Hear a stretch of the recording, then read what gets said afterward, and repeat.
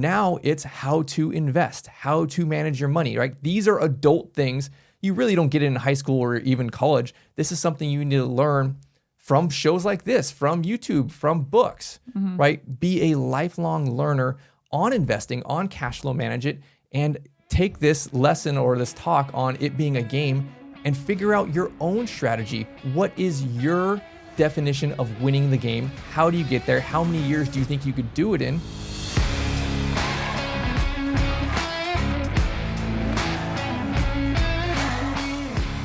Welcome back to The Donkey and the Bee, where men are jackasses and women are biatches, where we work together to build an extraordinary life. Tune in to up your game in your marriage, entrepreneurship, and finances.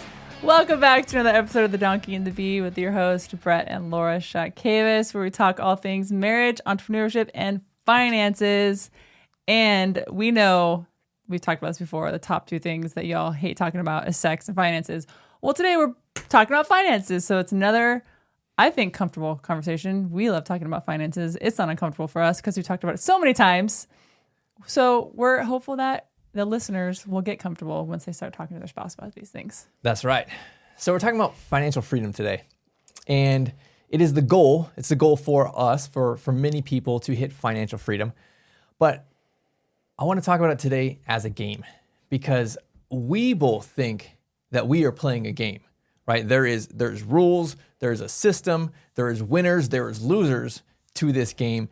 But I don't think a lot of people really realize that they're part of a money game, that there actually is a financial freedom game that they are pursuing to win or to lose, and they may not even know that they are part of this game.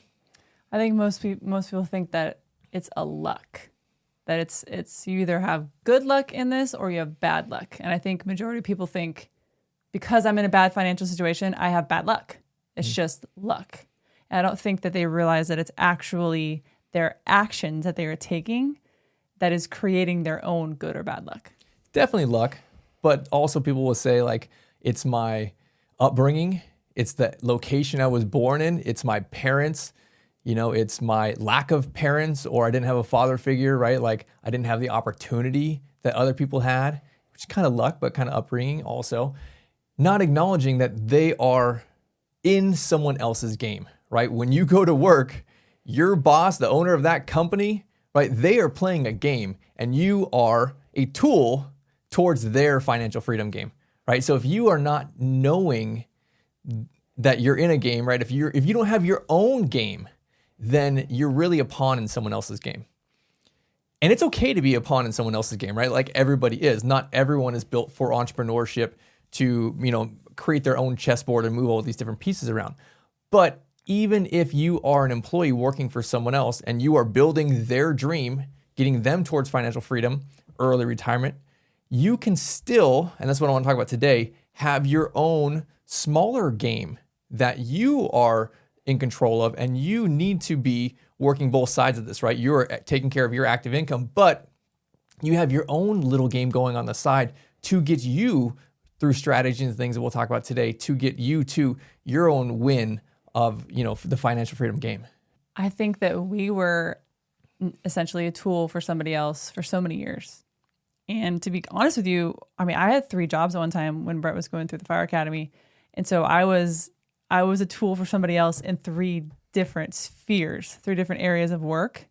And I think that, to be honest, that was kind of necessary for that time in our life to build not only the finances or the means that we needed, but also the grit behind it too.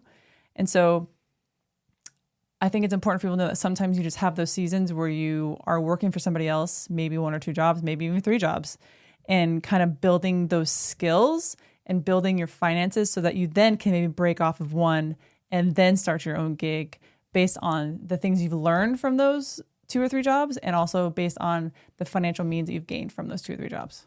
Well, that season of life, we had no idea about this financial freedom game, right? We grew up, at least I did specifically, my dad was playing the pension game, right? Like, how do I work for the government for a certain amount of years with a certain percentage of my paycheck, get to retirement at a certain age, and now I can get a pension for the rest of my life? That's a game right there, right? There's lots of different types of games. People have, the military as a game, quote unquote. Here's how I get to retirement after a certain amount of time in the military. So I was going through this thing on, pursuing being a firefighter, thinking, I don't really like this job, but you know what? After 30 years of it, I can get to six figures in, retirement play. And you were working at the city and a job at a cubicle that you despised with the same objective. We were taught this game, and it wasn't till we read Rich Dad, Poor Dad that we heard about financial freedom. And then really, as we continue to research and dive into this, had this understanding that, you know what? This is just another game. This is just like Monopoly. Like, there are winners and there are losers. There are strategies to win at this game that, now we can identify what winning is for us. And it's different for everyone if you were playing this financial freedom game. But I think to start out here, the first point, like, I know a lot of people, younger people going through college, kind of more in entry level positions. I would bet that most people who work for us as a caregiver, they do not know what this game means. Mm-hmm. Like, they don't have a plan for retirement for these things, right? They don't know that there is a hidden game that is happening behind them, and they are helping us get to that game or that win, right? Like, it's over their head. It was over our head until, like, gosh, late 20s, 30 years old. And then we realized, like, oh my gosh, there's a whole other game being played here, and we are part of someone else's early retirement play. We need to run our own game here. So you referenced Monopoly, and I know we're 80s kids. We played Monopoly all the time. At least I did with my siblings, as during the summer and such. And it goes for a couple hours, as it always does. It's a very long game. You go around, around the entire board, and you land on certain things. And sometimes you're lucky, sometimes you're unlucky. But I think at the end of the day, when the game is over, the person who had the most hotels or real estate were the ones that won.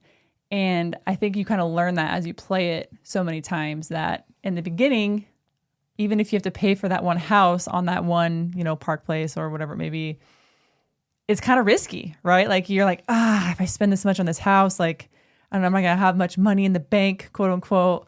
I don't know if I should do it. But now that we know the strategy of Monopoly, when we play with our girls now, we know everything we land on, we are buying. Like, we don't even care. We're just going to buy it all.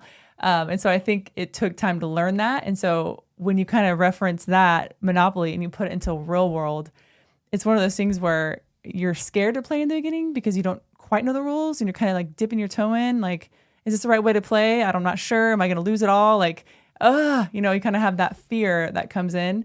But I think that the only way to actually know if it works is to obviously see how other people have done it before and follow in their footsteps, but to actually play, to actually take that risk, roll the dice, buy those houses and take that risk. So, yeah, usually the person who wins Monopoly, right? They're the one who has the hotel on the end of the board, right? The Park Place, Boardwalk, the blue. Yeah. It's the blue one. The blues, and then there's the greens and yellows. Those are good too. But it's just like life. Like, you're going around this board in Monopoly, you pass go, you get $200, right? That's like your job, your active income, right? But the person who wins at real life is the person who can retire. And Monopoly is such an amazing analogy for that, because you collect real estate, and you can buy cheap ones, you can buy expensive ones. You can upgrade those real estate, with houses and then hotels. And if you're going to win Monopoly, you're the one who has the most hotels. And that is exactly the same at real life. It is real property or assets, right? Whether it's real estate or whether it's some other type of asset, you need to learn the system, the strategy to go through life, have some type of active income, right? Pass go over and over again and collect $200, but then also be investing in real estate. So I would say that's really the two different games here, right? If you have your active income, you're going around the board, passing go, you're working for the man, and that's totally okay. I'm not saying go quit your job, be an entrepreneur. That's not for everyone. But that's you building someone else's dream. They have their own board that you're a pawn in, but you need to be collecting that pieces of real estate or other type of assets. Just like in the game, this is your slow play. This is your 10, 15, 20-year play to get to your own win, where you have now your passive income exceeding your active spend, right? I think that is what I kind of want to talk about next, is if we're saying this is a game, well, how do you actually win the game?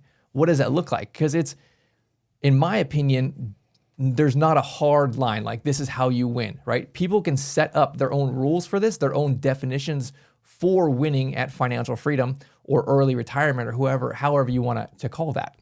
Well, it sounds like, and we've talked about this before, but it sounds like to me that you define winning the financial freedom game as your passive income exceeds your expenses. Yeah, that's the simplest way that I know to describe it. So if that's essentially winning, I feel like that can be done in so many different ways. And so there's not just one way. I mean, there's probably thousands, hundreds of thousands of ways this can be done. And so there's not one specific way to do it. And so I think if there's that one goal, having that passive income that exceeds your expenses, knowing how much your expenses are per month, I think is an important thing to know so that you can know how much passive income you need and able to cover that. So if that's the actual winning, that's what you do to win, I think that's fairly easy to wrap your mind around. It's easy to understand. It's harder to implement. So I think we can expand on this because there's multiple different ways to win at this game where other people would consider, no, that's not winning for me at all. That's completely opposite. Because like you said, you have two different numbers here. You have your passive income number and then you have your expenses number. And you can do one of two ways. You can push hard to increase your passive income incredibly high to get to that level that now you win, or the opposite. You can push down your expenses as low as possible and get to that level even faster. So it's really a personal preference. And I've seen people who their goal is to retire by like 35, right? And they still have young kids in the house and maybe they homeschool and they literally bought an RV and they have some type of investments, right? Let's just call it real estate for this example. And they have, $3 or $4 or $5 grand worth of passive income and they only spend $3,500 and they live on, just more than rice and beans, right? And like, that is their definition of win. If that was me, like I hated my job so much and I wanted to spend time with my kids and my babies that I'm willing to homeschool and live in an RV and not really take big trips or vacations or have fancy clothes or have a new car, right? Like, but this is my definition of a win. It's really for you to pick. Do you want to stay on the low spend side or do you want to be on the high spend side? Because it can really take really the time aspect of this for you to decide. Like, do I want to get there in 3 to 5 years? Or is this a long play where I want to stay at a certain lifestyle level and it might take me 20 years to work, the system, work for the man, increase my income and cut my expenses in order to save that personal profit in order to continue to invest. And that might take a longer period of time if you said, hey, I wanted to keep my lifestyle at a certain level. So for us in the beginning, when we first read Rich Dad Poor Dad and were aware of, active income versus passive income and financial freedom, those were all new things to us. I think we took the route of decreasing our expenses. So we didn't, eat out as much. We didn't, do fun, elaborate vacations. We were saving that money to purchase assets. So it wasn't like we were withholding and eating rice and beans to just not work. That wasn't our goal. Our goal was to still work hard and increase our income, decrease our expenses, save that extra income that we were making, and then put that away and build up to purchase assets. So that was our goal. That's still our goal. That's still something that we do. We have increased our expenses a little bit as we increase our income, but we are also increasing our assets at the same time. Proportionally. Like exactly. On a percentage, right? I think, we cut back a lot of our expenses and I still think we do not spend relative to our income now, right? Like, I mean, we still save a majority of our income and our income from back then compared to now is drastically different. Yeah. But I would say probably now we still percentage-wise maybe even spend less. Even though we spend more dollars per month, we might spend a lower percentage than what it was back then. I mean, but if you have a higher income, the percentage is, So nonetheless, we are still saving, right? Like we got to that place where we technically hit the financial freedom finish line for us, but we still are like, okay, well, we weren't going to retire. We weren't going to go and do one of these things where we talked about like buy an RV and travel around. Well, like we would drive each other crazy. Not what we want to do, right? Yeah. But I guess that goes back to my point is you can define what your win is for financial freedom. Some people want to get out of this rat race. They hate their job so much that this is their lifestyle they want to choose. Let's get there in 5 years. Cool. Do that. Some people, it might be like, hey, here's a long-term 20-year play. I really love what I do. I don't want to stop working, but let's continue to slow build. And, here's 20 or 30 years of when I'm in my 60s. Now I have the freedom to retire. And so you can go at this however you want to go at it. So we're talking about winning that financial freedom game, and that in every game there's strategy. And when you say that, I don't know why I think of Michael Jordan. I think of all the amazing athletes that are out there that you think don't have a strategy, but their strategy is so much more elite than the people in their field that they're playing against. And so I think most people are like, oh, Michael Jordan just had natural talent, or Kobe Bryant just natural talent. Same thing with Tiger Woods. Oh, but I don't think people realize all the effort and time that it took behind the scenes of the strategy that they had in play, that they implemented in their life so they could be ahead of the game. And so there are so many different strategies you can play or utilize and input in your life so that you can win this financial freedom game. And I think because there are many losers in this game, they don't realize, first of all, that it is a game. And then second of all, they don't realize that they have to employ strategies in order to win the game. So I would break strategies into really two parts. The first part of it, I think, is the hardest part for most people to get to, and they never get to the second. The first part of it is a personal profit or a family profit, and that's the term that I would give it. If you compare it to a business, right, you have income and your expenses, and then whatever's left over at the end of the year, that's your business profit. It's the same thing for your family or for your person, right? Like, and you could look at it monthly mostly. If I make $5,000 a month and I spend $5,000 a month, I have a $0 personal profit, right? And you need to break this down on a monthly basis to say, okay, how my strategy right now is how do I increase my income as high as I can, decrease my expenses as low as I can reasonably to maximize a personal profit month over month over month. And how do I save that money? That is really the strategy here. Is there just needs to be more money left at the end of the month. So instead of you and I leaving it to chance and hopefully by the 20th of the month, we still have now savings, we put that in the beginning of the month, right? Like we're paying ourselves first. We literally created 6 different accounts for everything that we do, right? Multiple bank accounts, so that literally just like when you get a paycheck from the government, the IRS pulls the taxes out first. They are paying themselves first. They do not trust you.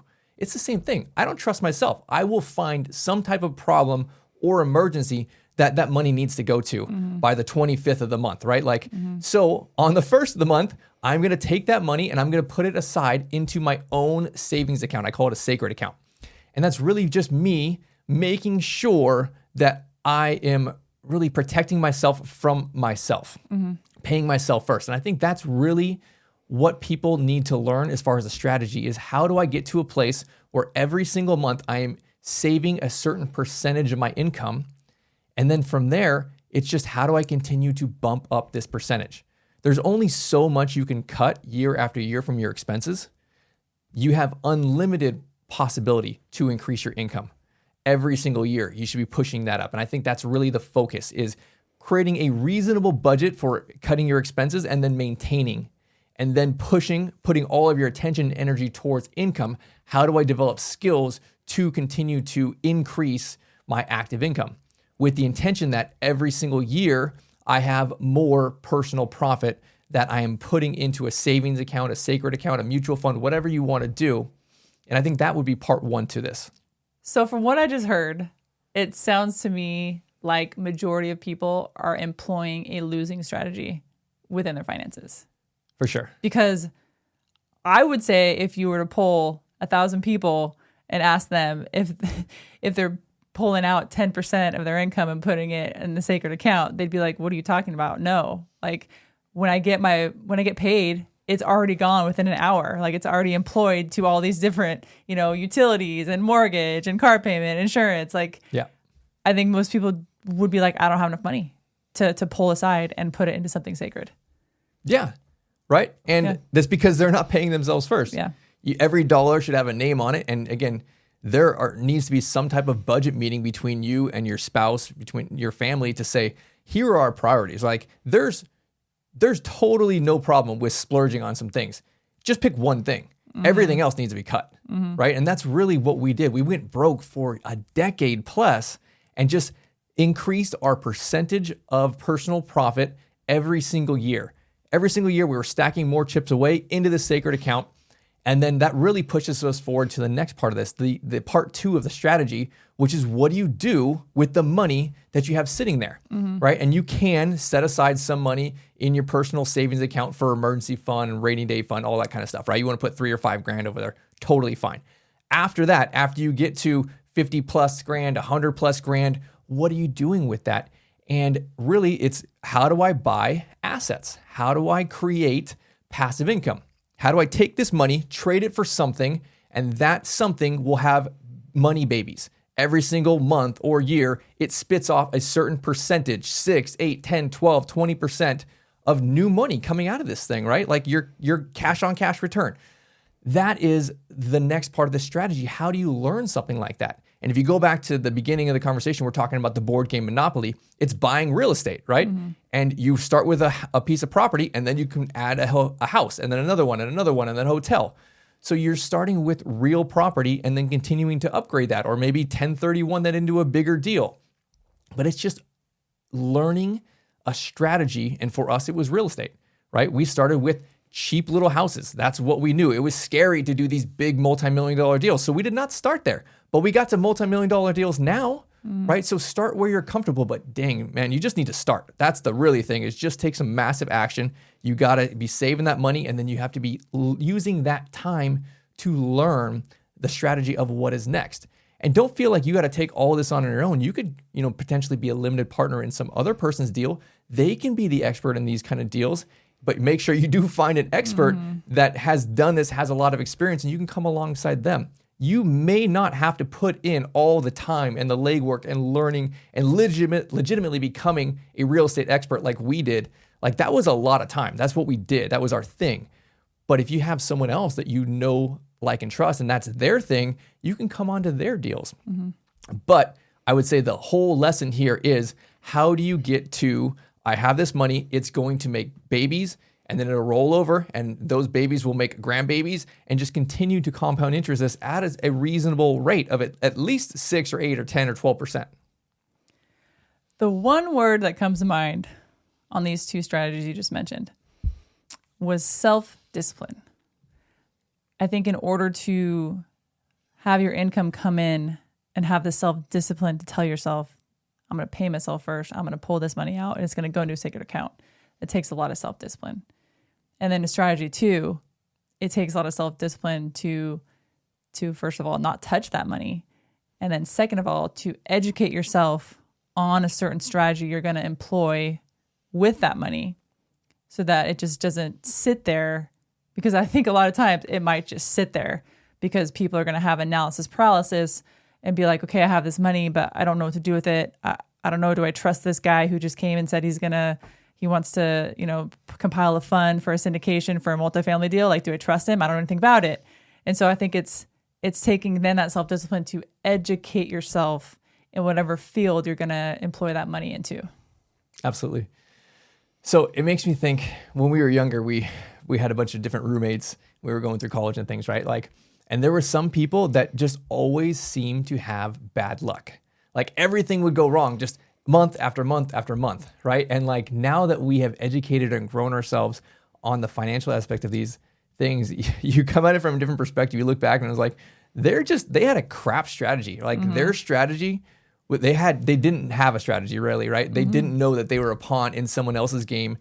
And how can you get ahead if literally you are a pawn in someone else's game without valuable skill sets in the market, right? We had to climb out of that hole and educate ourselves and become people that we were not at that time. You cannot be the same person in order to accomplish this financial freedom goal. You literally have to grow yourself and become a new person in order to, really gain this financial intelligence, take this execution, have the self-discipline you talked about. Because honestly, a lot of people, they just stop growing themselves. You finish school and you're like, okay, I'm done learning. You're never done learning. Now it's how to invest, how to manage your money, right? These are adult things you really don't get it in high school or even college. This is something you need to learn from shows like this, from YouTube, from books, right? Be a lifelong learner on investing, on cash flow management, and take this lesson or this talk on it being a game and figure out your own strategy. What is your definition of winning the game? How do you get there? How many years do you think you could do it in? And have a system or a plan, have numbers for that. Well, if I make this much and I save this much and I reinvest at this percentage, it will take me X amount of years. Well, thanks for joining us on another episode of The Donkey and the Bee. As you all know, we do not have ads on this show, and it's all on purpose because I think they're incredibly obnoxious. So instead of having ads, we just have one ask. And I think this ask is super important because I think that this show, this particular show talking about financial freedom, can reach a broad band of people, right? So I'm sure there's at least 5 to 10 people that you can maybe think of, you know, your parents, your kids, your aunt and uncles, coworker, sibling. They probably need to hear this. And so our one ask is just to share it with them. You literally just click share and you can share it along to whoever you'd like.